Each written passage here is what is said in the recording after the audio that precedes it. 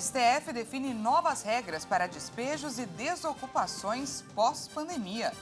Equipes dos governos Lula e Bolsonaro dão início ao processo de transição de mandatos. E você vai ver também. Bloqueios em rodovias federais perdem força neste quarto dia de manifestação. Segurados em reabilitação profissional são submetidos a pente fino do INSS. Teste de míssil da Coreia do Norte falha, mas aumenta a tensão entre as Coreias e o Japão. E antes mesmo de entrar em campo, Palmeiras conquista o título do Campeonato Brasileiro pela 11ª vez. Essas e outras notícias você confere a partir de agora. Olá, boa tarde para você que nos acompanha. Seja muito bem-vindo a essa edição. Estamos ao vivo e agora 1h02 pelo horário de Brasília. Boa tarde, Dani. Boa tarde, Paty. Boa tarde, é claro, a você que nos assiste. Vamos juntos conferir o que é notícia no Brasil e no mundo nesta quinta-feira. O Supremo Tribunal Federal aprovou que comissões sejam criadas nos tribunais para analisar desocupações e despejos. As novas regras tentam reduzir impactos habitacionais e humanitários em caso de ações coletivas. A maioria dos ministros do STF foi favorável à definição de regras para despejos e desocupações após a pandemia de Covid-19. Os magistrados seguiram a decisão do ministro Luiz Roberto Barroso, relator na ação, que determinou a criação de comissões pelos tribunais de justiça e tribunais regionais federais para analisar conflitos fundiários de natureza coletiva, rurais ou urbanos. Barroso disse que antes de qualquer decisão judicial, os tribunais que tratam de casos de reintegração de posse devem mediar eventuais despejos. Conforme o ministro, a medida de transição busca amenizar os impactos em caso de desocupação de grupos. Acompanharam o voto do relator, a presidente da Corte, Rosa Weber, os ministros Carmen Lúcia, Edson Fachin, Gilmar Mendes, Ricardo Lewandowski, Dias Toffoli, Luiz Fux e Alexandre de Moraes. Já os ministros André Mendonça e Nunes Marques divergiram de Barroso. A decisão determina ainda que as medidas administrativas devem ser realizadas mediante aviso prévio aos representantes das comunidades afetadas. Além disso, deve haver um prazo mínimo razoável para a desocupação pela população envolvida. O relator determinou ainda que é preciso garantir o encaminhamento das pessoas em situação de vulnerabilidade social para abrigos públicos e a adoção de medidas eficazes para resguardar o direito à moradia, ficando vedado, em qualquer caso, a separação de membros de uma mesma família. O vice-presidente eleito e coordenador da transição governamental, Geraldo Alckmin, se reuniu nesta manhã com o relator do orçamento, Marcelo Castro, para discutir a adequação da proposta orçamentária de 2023. A promessa de campanha do presidente eleito, Luiz Inácio Lula da Silva. A equipe de transição de Lula negocia o valor do Auxílio Brasil e o salário mínimo para 2023, entre outras propostas. E nessa tarde, as equipes dos governos Lula e Bolsonaro devem se encontrar para dar início ao processo de transição de mandatos. A reunião acontece no Ministério da Casa Civil. Vamos conferir. A reunião dará início formal ao processo de transição entre os governos. A reunião prevista acontece entre o ministro da Casa Civil, Ciro Nogueira, e assessores e o vice-presidente eleito, Geraldo Alckmin, a presidente do PT, Gleisi Hoffmann, e o coordenador do programa de governo, Aloísio Mercadante.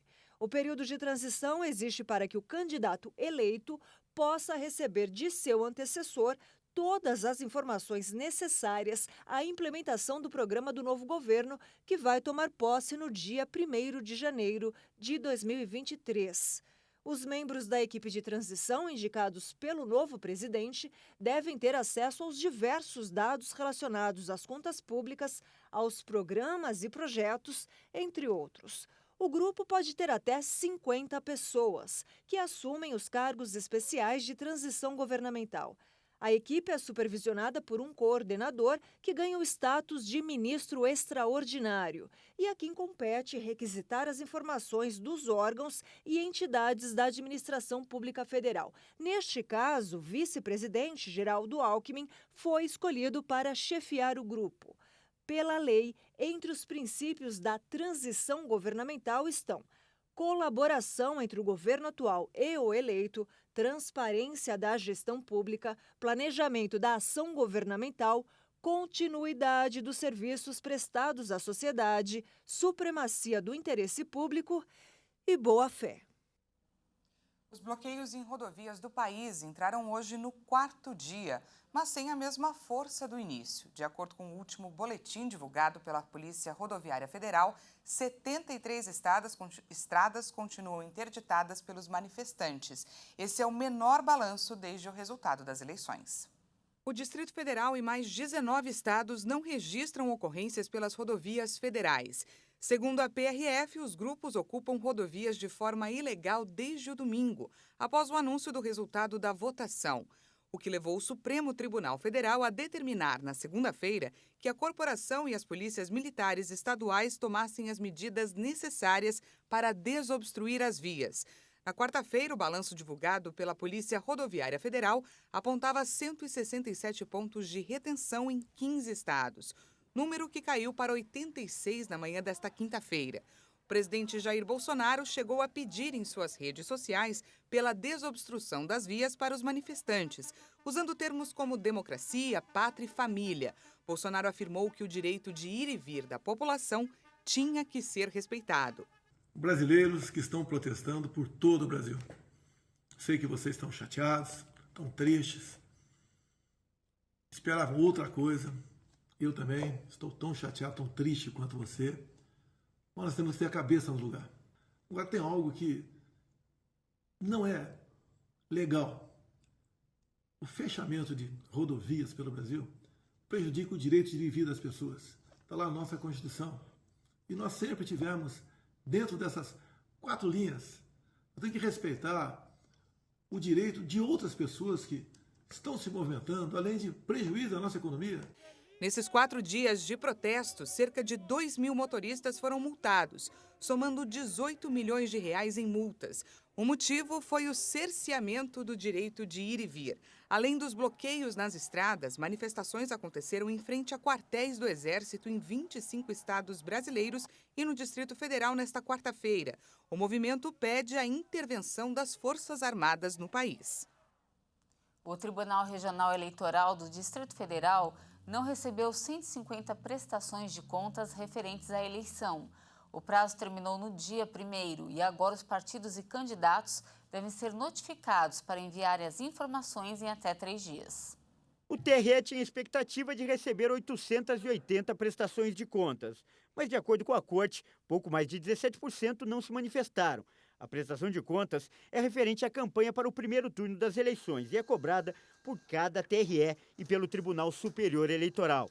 Até esta quarta-feira, 709 candidatos e 21 partidos prestaram contas à Justiça Eleitoral do DF. Entre os regulares estão todos os candidatos que foram eleitos para a Câmara dos Deputados, Senado e Câmara Legislativa do Distrito Federal. O governador reeleito Ibanez Rocha também apresentou a prestação de contas. Os candidatos e partidos que não abriram as contas devem receber uma intimação judicial e ter um prazo de 3 dias para apresentar os documentos com informações sobre todo o dinheiro recebido, a origem desse dinheiro, o que foi gasto, como foi gasto e com o que. Caso não apresentem um balanço, partidos e candidatos podem ter futuras candidaturas indeferidas pela Justiça. E agora falamos de economia. O índice de preços ao consumidor semanal mostrou inflação em 5 das 7 capitais pesquisadas. A média nacional subiu em outubro. A maior alta foi registrada em Recife, ao passar para 1,67% em outubro. Em Porto Alegre, houve alta de 1 ponto percentual para uma inflação de 0,29%. Outras cidades tiveram deflação em setembro e inflação em outubro, como Belo Horizonte e São Paulo. Nas demais cidades, a inflação apresentou as seguintes altas: Brasília, Rio de Janeiro e Salvador. A média nacional do IPCS subiu de 0,02% em setembro para 0,69% em outubro. O setor de vestuário deve faturar mais de 150 bilhões de reais esse ano. Caso a previsão se concretize, o segmento vai ter alta em relação ao ano passado. A alta do segmento será de 2,7% na comparação com 2021. E os estados brasileiros que mais contribuem para esse cenário positivo do setor são São Paulo, Santa Catarina, Minas Gerais, Paraná e Rio de Janeiro. Dados da ABIT apontam que, atualmente, o Brasil possui cerca de 18 mil empresas do setor de vestuário em funcionamento, com a geração de 957 mil empregos diretos. Em 2022, o segmento deve produzir mais de 5 bilhões de peças de roupas. Apesar dos bons resultados deste ano, eles ainda não foram suficientes para a recuperação total do setor na comparação com períodos anteriores à pandemia de Covid-19. Ainda de acordo com a associação, o setor de vestuário registrou um faturamento de 186 milhões de reais em 2019. E agora vamos falar de PicSac e PicStroco, que registraram mais de 2 milhões e 200 mil transações em 10 meses. Os dados são de um balanço divulgado pelo Banco Central. Apesar do sucesso das transações feitas por Pix entre os brasileiros, as funções PicSac e PicStroco ainda têm registrado baixa procura. Essas modalidades foram lançadas em novembro do ano passado e o Banco Central divulgou um balanço das movimentações. Entre dezembro do ano passado e outubro deste ano, foram realizadas mais de 2 milhões 247 mil transações das duas modalidades. E elas movimentaram um total de 292 milhões de reais, de acordo com o relatório divulgado. Apenas em setembro, o Pix movimentou mais de 880 bilhões de reais, em 1 bilhão 921 milhões de transações. As modalidades apresentaram leve queda no mês passado. Ainda assim, é observada uma tendência de crescimento. Essas funções permitem que os usuários façam saques em estabelecimentos comerciais e não apenas em caixas eletrônicos. O problema é que o serviço é opcional e depende da adaptação dos sistemas das lojas. Os usuários podem encontrar os locais que oferecem o PicSac e o PicStroco em um mapa que foi desenvolvido em parceria pela Associação Brasileira de Fintechs e a consultoria PayVentures. A ferramenta é gratuita e está disponível para quem quiser utilizá-la.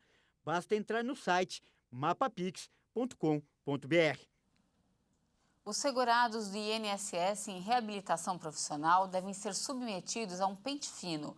Quem recebe auxílio-doença ou aposentadoria por invalidez e faz parte do programa vai passar por uma reavaliação da incapacidade.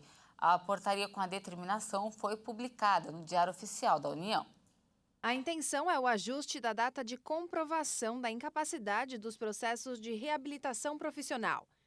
Dos cerca de 150 mil beneficiários que fazem a reabilitação, o órgão prevê a convocação de 45 mil, número que corresponde aos que estão com a comprovação vencida há mais de um ano.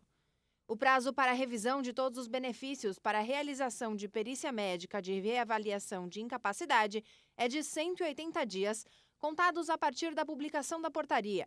Portanto, os segurados podem ser convocados de novembro de 2022 a abril de 2023. A ação retoma o procedimento que foi suspenso durante a pandemia de Covid-19. Muitos segurados tiveram seu benefício prorrogado de forma automática ou não foram convocados para a perícia presencial em razão da pandemia. Na reavaliação, o trabalhador afastado pelo INSS pode ser encaminhado, após a perícia médica, à reabilitação profissional, que avalia a necessidade de mudança de função e, nesse caso, o RH da empresa vai ser responsável por realizar todos os procedimentos para esse ajuste. Uma operação da Polícia Federal prendeu preventivamente o sheik dos bitcoins em Curitiba, no Paraná. Segundo a PF, o empresário Francisley Valdevino da Silva, suspeito de liderar esquema de fraudes bilionárias envolvendo criptomoedas, descumpriu medidas cautelares. Conhecido como sheik dos bitcoins, o empresário Francisley Valdevino da Silva foi preso pela Polícia Federal. Ele é suspeito de comandar fraudes bilionárias envolvendo criptomoedas. Segundo a PF, a prisão preventiva foi decretada após ele descumprir medidas cautelares. Além da ordem de prisão, os policiais cumpriram 2 mandados de busca e apreensão. Uma outra fase da mesma Operação Poiás, em início de outubro, a Polícia Federal cumpriu mandados de busca e apreensão em endereços ligados ao suspeito, onde foram pegos barras de ouro, dinheiro em espécie, joias, carros, relógios de luxo e outros itens. Anteriormente, o empresário respondia em liberdade sob restrições, como a determinação de que ele não poderia continuar a administrar as empresas ou fazer gestão envolvendo interesses do grupo econômico dele. A PF informou que, dias depois da deflagração da operação, Francisley passou a realizar encontros frequentes na casa dele, em Curitiba, com funcionários das empresas investigadas. Entre esses funcionários estavam a gerente financeira do grupo e o responsável pelo design gráfico das plataformas virtuais criadas pelo investigado para a prática das fraudes. Segundo a polícia, esses encontros demonstraram que a organização criminosa continuava ativa e promovendo atos criminosos. E antes do intervalo, a gente atualiza para você que nos acompanha a previsão do tempo para esta tarde. Vamos fazer um giro por algumas cidades para ver como está o tempo nesse momento? Olha só, essas são imagens do Rio de Janeiro. A cidade registra nesse momento 20 graus, mas como podemos ver, muitas nuvens carregadas permanecem na cidade e por isso tem previsão de chuva moderada em alguns pontos. Agora vamos para Chapecó, em Santa Catarina. Por lá o céu segue limpo e sem nuvens, bem diferente do Rio, não é mesmo? E mesmo sem previsão de chuva, a cidade ainda enfrenta ventos gelados. Nesse momento faz 19 graus em Chapecó. E para finalizar, a gente fala aqui de São Paulo. Vamos juntos com a câmera 10 lá fora. A cidade segue com tempo instável, céu um pouco nublado e com uma leve garoa logo de manhã. De volta comigo, os paulistanos enfrentam nesse momento um friozinho de 16 graus. Apesar desse solzinho, a sensação térmica é menor, porque venta bastante ainda. E para quem gosta desse friozinho, pode ficar animado, já que o tempo por aqui deve ficar assim pelo menos até o final de semana. E veja a seguir, tensão aumenta entre as Coreias e o Japão após o lançamento de um míssil que caiu no mar. E ainda, antes mesmo de entrar em campo, Palmeiras conquista o título do Campeonato Brasileiro pela 11ª vez. Nós voltamos já!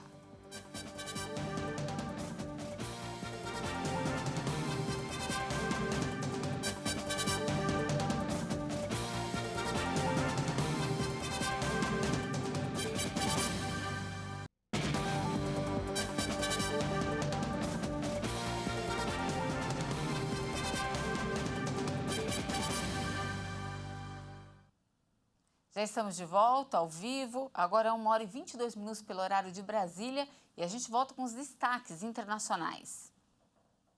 Agora a gente fala sobre o conflito no leste europeu. A usina nuclear de Zaporísia foi novamente desconectada da rede elétrica nesta quinta-feira após bombardeios russos danificarem as linhas de alta tensão que restaram no local. De acordo com informações da estatal ucraniana, que administra a usina, as últimas 2 linhas foram totalmente desconectadas, provocando um apagão total. Todos os geradores de emergência foram ligados para que o processo de resfriamento dos reatores continuasse em andamento. Os geradores só têm combustível suficiente para operar por 15 dias. A situação da usina de Zaporísia tem preocupado o mundo todo, já que os constantes bombardeios próximos à região podem levar a um possível desastre nuclear. E a tensão aumenta entre as Coreias e o Japão. Nesta quinta-feira, a Coreia do Norte continuou a série de lançamentos de mísseis, o que levou o lado sul e também o governo japonês a emitir alertas pedindo que a população fique em casa. Os moradores da ilha sul-coreana de Ulleung-do, no sudeste do país, receberam nesta quinta-feira avisos para buscar refúgio diante de novos disparos de mísseis por parte da Coreia do Norte. O governo japonês também emitiu um alerta aos moradores de regiões mais ao norte para não sair às ruas. Nos últimos dias, a Coreia do Norte realizou uma série recorde de disparos de projéteis, entre eles 2 mísseis de curto alcance. De acordo com o exército sul-coreano, os mísseis percorreram cerca de 330 quilômetros a uma altura de 70 quilômetros. Apesar disso, o disparo mais importante de um míssil intercontinental parece ter falhado. O lançamento foi condenado pelo governo dos Estados Unidos, que pediu que os países reforcem as sanções contra Pyongyang, que teria violado as resoluções do Conselho de Segurança da ONU. A China afirmou que acompanha de perto a situação.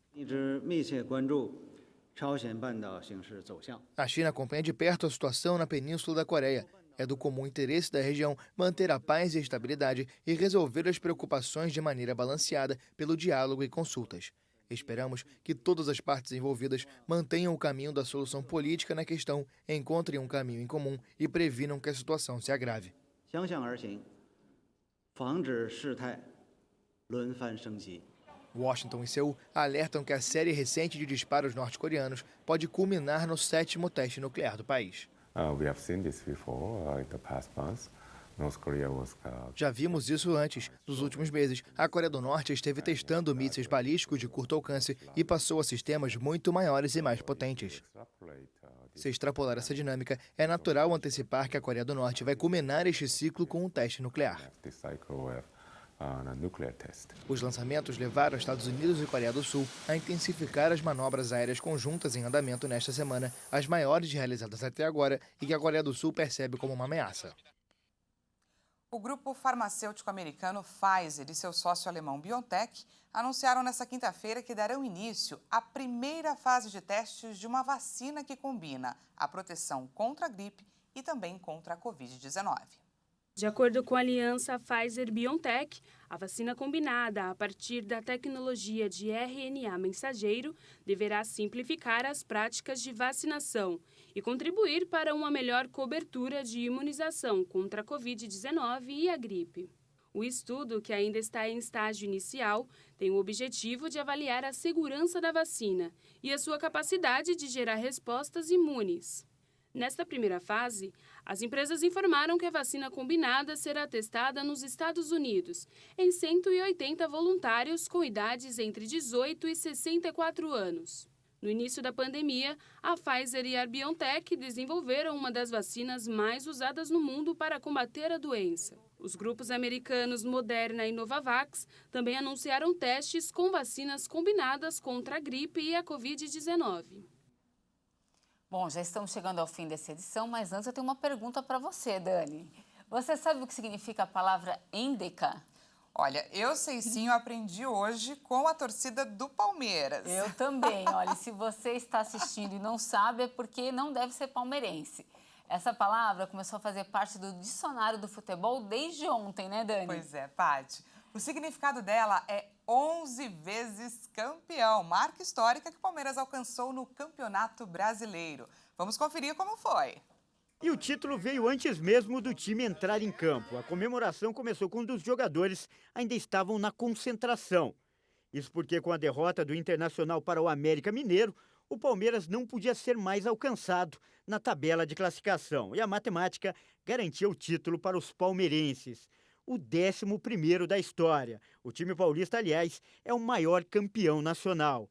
Mais tarde, os palmeirenses entraram em campo em clima de festa para enfrentar o Fortaleza no Allianz Parque. E a exibição foi mesmo digna de um campeão.